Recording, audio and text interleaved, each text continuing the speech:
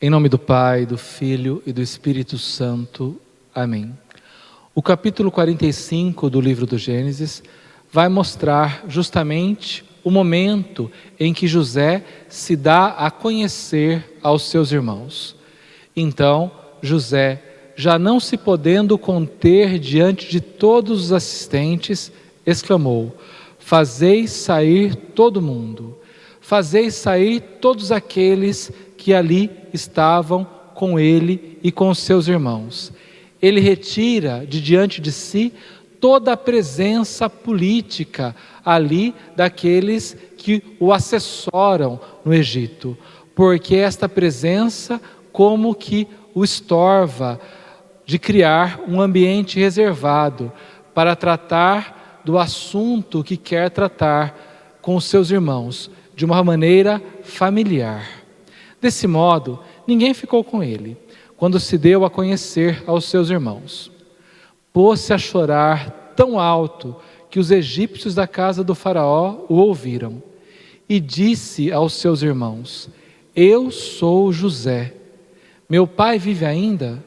Mas não lhe puderam responder, porque estavam pasmados de se encontrarem diante dele. Há nos irmãos um desconcerto. Por quê? Porque estão diante da vítima de sua inveja. Aquele que eles não quiseram junto de si, lá no passado, agora tem diante dos olhos. "Aproximai-vos", disse-lhes ele, e eles aproximaram-se. A aproximação daquele que, como disse, quiseram longe de si, ao ponto de vendê-lo aos ismaelitas para que o levassem consigo para o Egito. Aquele que eles queriam longe. Assim, nós vemos, uma vez mais, José como que curando a fraternidade que há entre eles. Por isso, neste momento, não há mais prostração, porque José une os irmãos a si. "Eu sou José, vosso irmão, que vendestes para o Egito. Mas agora não vos entristeçais, nem tenhais remorso de me terdes vendido para ser conduzido aqui. É para vos conservar a vida que Deus me enviou diante de vós." Preste muita atenção no teor do que José está dizendo a eles. "Porque eis já 2 anos que a fome assola a terra, e haverá ainda 5 anos sem semeadura nem colheita." José está entendendo os desígnios de salvação que Deus tem a partir dele, para com ele, a favor, especialmente, do povo escolhido do próprio Deus, da família patriarcal de José. "Deus enviou-me adiante de vós, para que subsista um resto de vossa raça na terra, e para vos conservar a vida, por uma grande libertação. Não sois vós, pois, que me haveis mandado para aqui, mas Deus mesmo." José, então, faz uma interpretação em chave teológica de tudo aquilo que aconteceu com ele. O fato empírico qual é? Os irmãos realmente o venderam como escravo. Mas, para além do fato empírico, há a leitura teológica de José. Isto é, a providência de Deus é que o enviou para o Egito, para que, servindo-se dele, pudesse salvar todos os povos daquela carestia que durou por 7 anos. José, que interpretou sonhos, agora ele interpreta o seu passado. E não apenas interpreta o seu passado, mas ele exorciza todo o sentido de culpa que os seus irmãos podem ter em relação ao passado. "Ele tornou-me como o pai do faraó, chefe de toda a sua casa e governador de todo o Egito. Apressai-vos, em voltar para junto do meu pai, e dizei-lhe: eis o que diz o teu filho José. Deus elevou-me ao cargo de chefe de todo o Egito. Vem para junto de mim, sem demora. Habitarás na terra de Gesem, bem perto de mim, com teus filhos, teus netos, tuas ovelhas, teus bois e tudo o que te pertence. Eu te sustentarei, pois haverá ainda 5 anos de fome, e assim não cairás na miséria, nem tu, nem tua casa, nem nada do que te pertence. Vereis com vossos olhos, e meu irmão Benjamim também, que sou bem eu quem vos fala. Contai ao meu pai as honras que recebo no Egito, e tudo o que vistes, e depois apressai-o para que venha para cá. Os irmãos, então, estão reconciliados, porque José, por meio das provas que impôs a eles, pôde constatar que haviam realmente adquirido o sentido de fraternidade. Se estão reconciliados com aquele que venderam como escravo, agora só falta uma coisa para que a família patriarcal esteja totalmente reconstituída: falta a presença do pai. Por isso, a urgência em mandar buscar Jacó. Então, ele jogou-se ao pescoço de seu irmão Benjamim e pôs-se a chorar. Benjamim também chorou sobre os seus ombros. Beijou em seguida todos os seus irmãos, enquanto os abraçava. Depois, os irmãos conversaram com ele.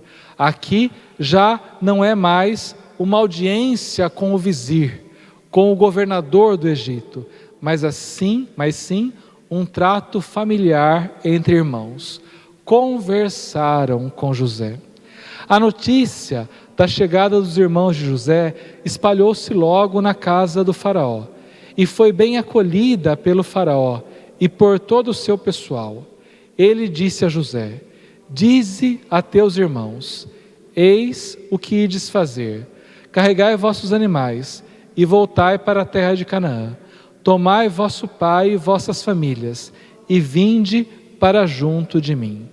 Faraó faz esta proposta a José, para que toda a sua família venha para o Egito.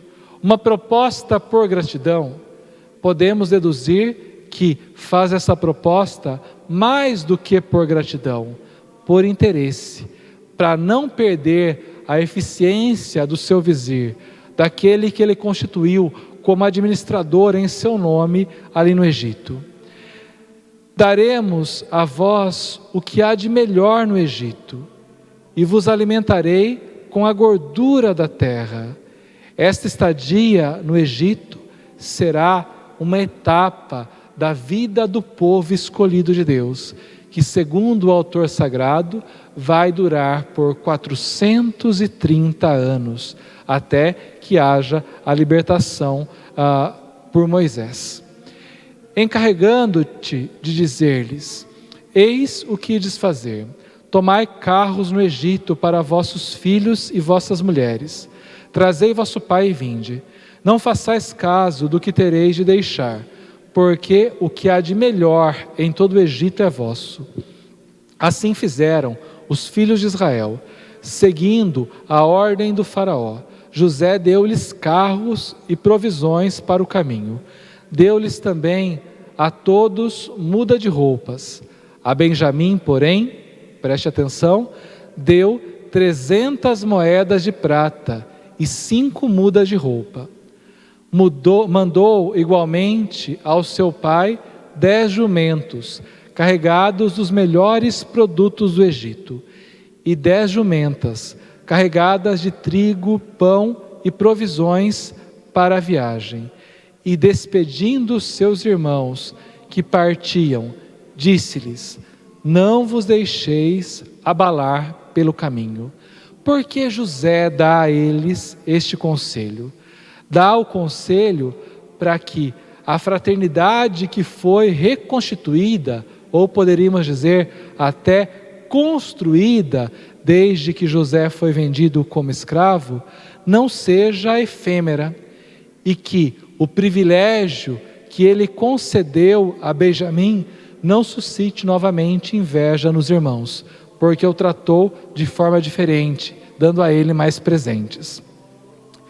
Partiram do Egito e chegaram junto a Jacó, seu pai, na terra de Canaã, e anunciaram-lhe a boa nova. Em grego diríamos o Evangelho. Anunciaram-lhe a boa nova de que José ainda vive, de que José é o vizir do Egito. A boa nova que levam ao pai anula a dor que o pai sentia pela perda de José, pela suposta morte de José. Anula a dor com a qual Jacó aprendeu a conviver desde que passou a acreditar que José tinha sido estraçalhado por uma fera. E as recordações que consumiam o coração de Jacó, do seu filho amado José, agora já tomam um outro sentido, porque acredita e passa a acreditar que pode revê-lo. José vive ainda, disseram-lhe eles, e é mesmo ele quem governa todo o Egito. Mas o coração de Jacó permaneceu frio, porque não acreditava, não conseguia acreditar de tanta alegria naquilo que estava ouvindo. Entretanto, quando lhe disseram todas as palavras que José lhes havia dito, e viu os carros que José tinha enviado para o transportar, seu espírito se reanimou. Basta, disse ele, José meu filho vive ainda, irei e o verei antes de morrer. José meu filho ainda vive. Não é só a descendência que está em jogo, não é só a descendência de José que alegra Jacó, até porque ele tinha outros 11 filhos para garantir sua posteridade, seu nome. Então, não é só a descendência que o alegra, nem tampouco a lembrança da esposa amada Raquel, porque de Raquel ele teve um outro filho, Benjamim. O que realmente alegra Jacó, ainda não é o orgulho que José lhe traz por ter se tornado o vizir, o governador, o segundo homem do Egito, mas sim o fato de seu filho ainda estar vivo. A vida do filho José lhe basta para ser toda a alegria do seu coração. Peço a você que, preparando-se para a nossa próxima aula, faça a leitura do capítulo 46 do livro do Gênesis. Desça sobre vós a bênção do Deus Todo-Poderoso, que é Pai, Filho e Espírito Santo. Amém.